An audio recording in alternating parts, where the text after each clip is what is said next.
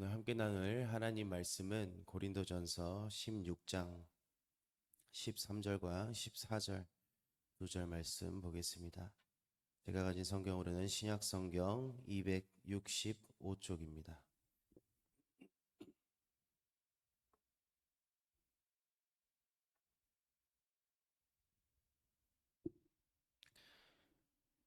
고린도전서 16장 13절과 14절 말씀 두 절 보겠습니다. 말씀이 길지 않으므로 우리 한 목소리로 합독하도록 하겠습니다. 깨어 믿음에 굳게 서서 남자답게 강건하라. 너희 모든 일을 사랑으로 행하라. 아멘.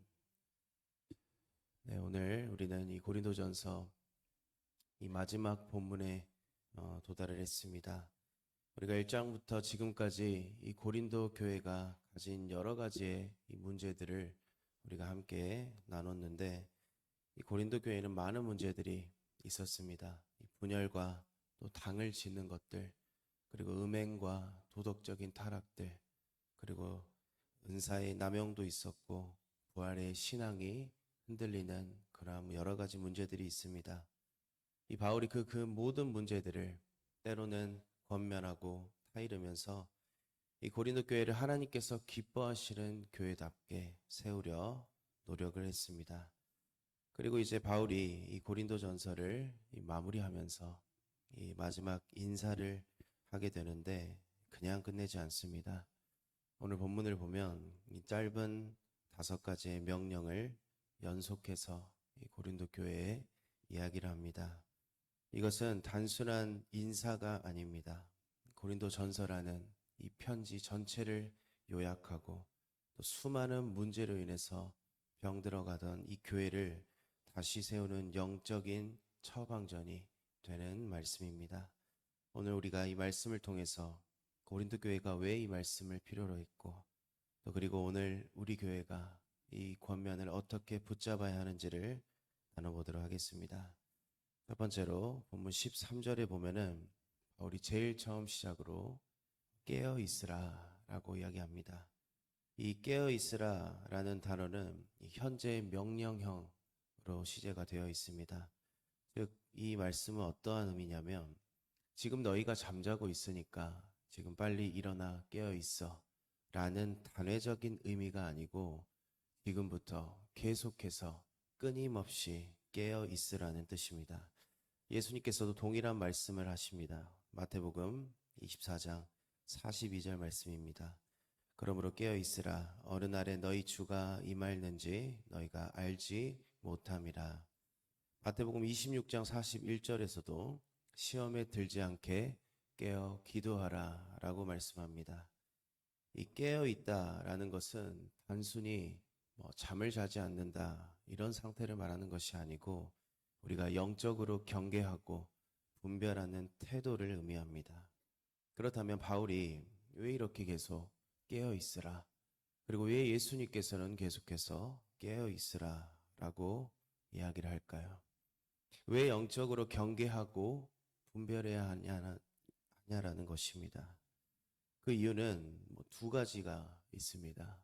교회 안에 그리스도인들이 잠자는 자가 너무나도 많기 때문이고, 또 우리를 잠들게 하고 우리를 영적으로 둔감하게 만들고 우리를 하나님과 멀어지게 하려는 이 세상 권세, 이 사단의 유혹과 이 세상의 풍조의 그 미혹이 우리를 끊임없이 노리고 있기 때문입니다.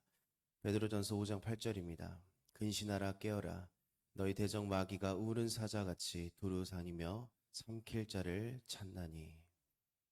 사단은 우리를 늘 예의주시합니다. 어떻게든 우리를 넘어지게 하려 하고 미혹하고 우리가 하나님과 멀어지도록 속삭입니다. 그 속삭임은 너무나도 달콤합니다. 그 속삭임은 우리가 믿음을 지키는 것보다 더 좋아 보입니다. 그러나 우리가 그 길을 가지 않아야 할 이유가 무엇입니까? 우리가 그 유혹에 넘어가지 말아야 할 이유가 무엇입니까? 그 끝에는 결국에는 망하는 길이고 그 끝은 결국엔 사망의 길이기 때문입니다. 이 고린도 교회에 가장 큰 문제 중 하나는 영적인 경계심이 없었다는 것입니다. 고린도전서 5장에서 보면 음행이 교회 안에 들어왔는데도 불구하고 아무도 그 음행을 경계하지 않습니다. 8장과 10장에서는 우상의 재물을 먹으면서 괜찮다라고 생각합니다. 12장 이후에는 은사를 자랑하면서 영적인 분별 없이 혼란에 빠졌습니다. 깨어있지 못한 교회는 이 세상과 가치와 죄악에 쉽게 동화가 됩니다. 우리는 깨어 있어야 합니다. 교회는 깨어 있는 교회가 되어야 합니다. 넓은 길을 갈 때는 편합니다.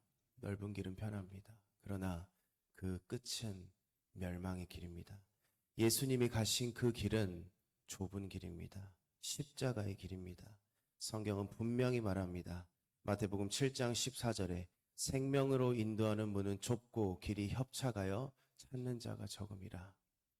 믿음을 지키는 그 삶이 힘드십니까? 말씀대로 살려고 발버둥 치는 그 삶이 때로는 고되십니까? 세상 사람들은 교회 안 나가고 자기 마음대로 살아도 잘 되고 잘 풀리는 것이 보이십니까?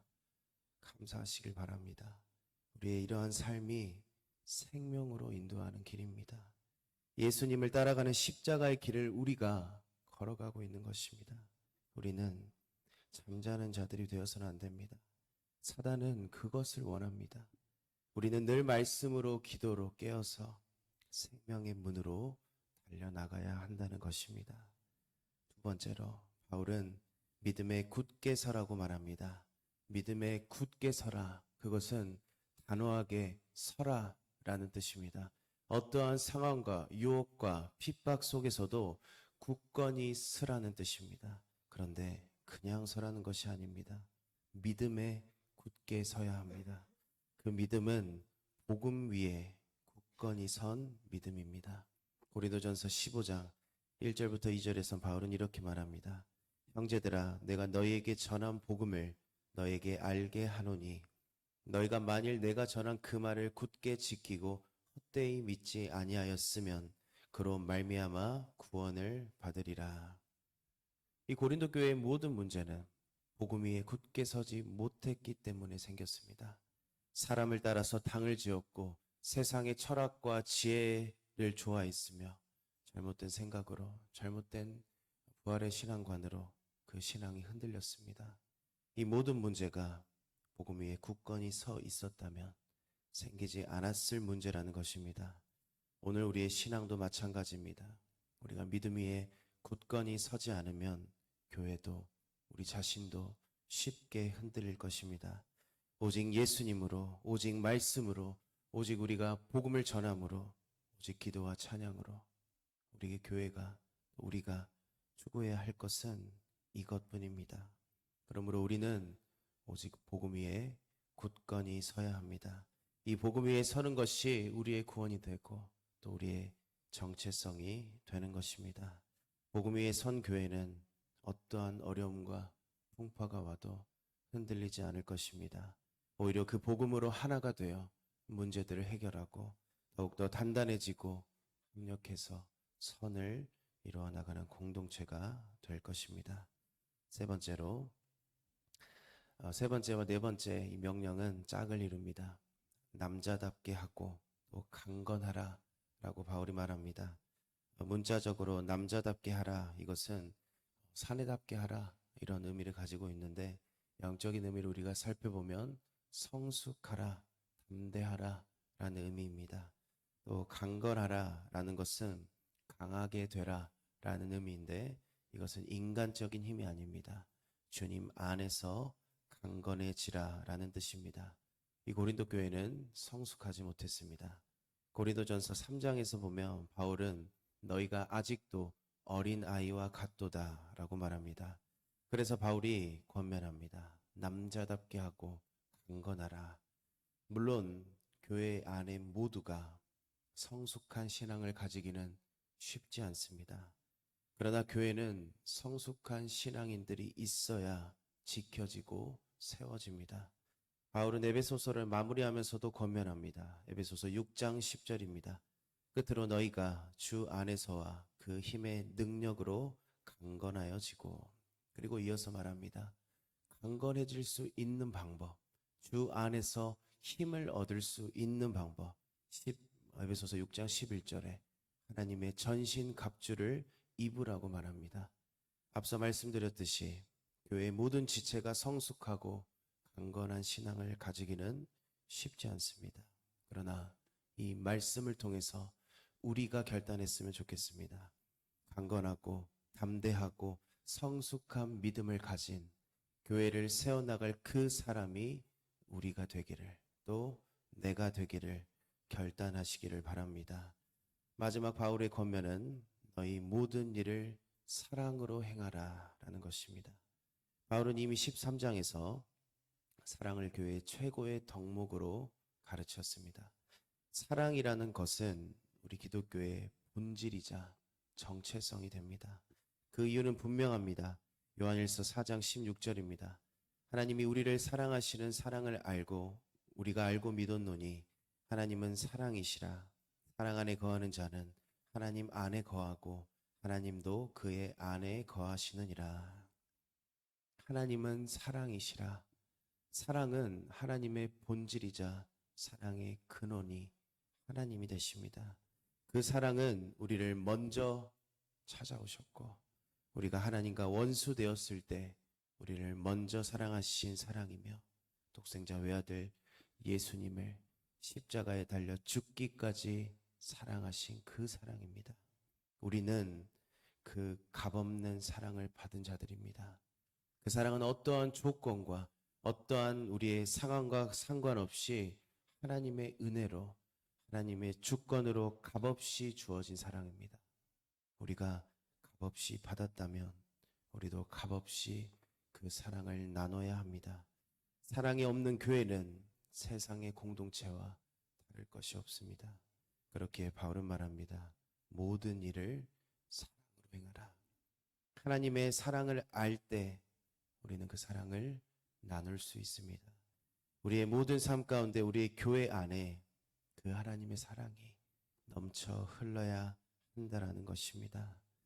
오늘 이 고린도전서 16장 13절과 14절의 말씀은 고린도 교회에만 주신 말씀이 아닙니다.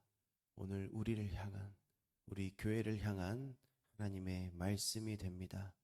바울은 단지 마무리 인사, 문안을 한 것이 아니고 고린도 교회에 있었던 모든 문제들을 전체를 요약하고 영적인 해답을 제시했습니다. 늘 깨어 있으라. 믿음 위에 굳건히 서고 강건하고 성숙한 신앙인이 되고 마지막으로 모든 일을 사랑 안에서 행하라고 말씀합니다. 오늘 우리도 이 말씀을 붙잡아야 합니다.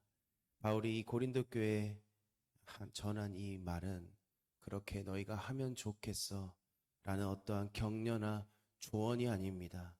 그리스도인이라면, 너희가 구원받은 하나님의 자녀라면 반드시 나타나야 할 삶의 열매이고 정체성을 지금 이야기하고 있는 것입니다. 이 마지막 시대에 주님 다시 오실 그날을 치열하게 벌어지는 영적인 전투에서 우리가 승리하고 우리 교회가 끝까지 교회다운 사명을 감당해 나가려면 우리는 이 말씀을 붙잡아야 합니다. 전쟁에서 잠자는 자는 죽습니다. 전쟁에서 싸워야 하는데 우리가 흔들리면 그 전쟁은 패배합니다. 우리가 무장하지 않고 미숙한 어린아이는 전쟁에 싸워 승리할 수 없습니다. 하나님의 사랑 안에 하나가 될 때 우리는 승리할 수 있습니다. 늘 깨어 기도하고 굳건한 믿음을 바탕으로 우리가 성숙한 그리스도인으로서 이 세상에서 승리의 깃발을 꽂을 수 있는 저와 성도님이 되시기를 소망합니다. 기도하겠습니다.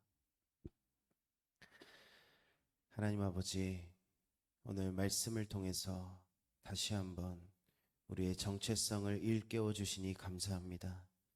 우리의 힘으로는 할 수 없사오니 늘 성령의 충만함으로 우리에게 맡겨주신 그 사명을 끝까지 감당해 나가도록 주님 함께하여 주시옵소서.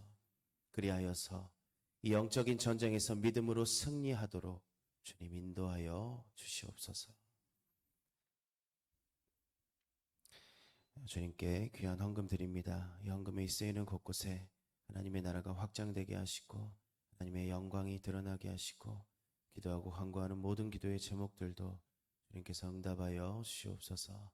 다시 오실 예수님 이름으로 기도드리옵나이다. 아멘.